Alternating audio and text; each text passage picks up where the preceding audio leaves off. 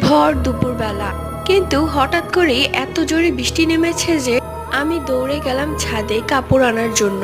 তখন আমি 3 মাসের অন্তঃসত্ত্বা। আকাশে কালো মেঘ ছেয়ে আছে। সেদিন ছিল আমাবস্যা। আমি তা খেয়াল করিনি। কাপড় উঠাতে উঠাতে আমি পুরোই ভিজে গেলাম। আমাদের বাড়ির পেছনে একটা বটগাছ আছে। আমাদের ছাদ থেকে সেই বটগাছটা খুব ভালো মতোই দেখা যায়। তো যাই হোক, আমি কাপড়গুলো নিয়ে নিচে নামার সময় অনুভব করি কেউ আমার পিছন পিছন নামছে। কিন্তু পুরো ছাদে আমি একাই ছিলাম। আমি যখন পিছনে ঘুরে তাকাই তখন আমি যা দেখি তা দেখে আমার পায়ের নিচের মাটি সরে গেল। মাথায় আকাশ ভেঙে পড়ল।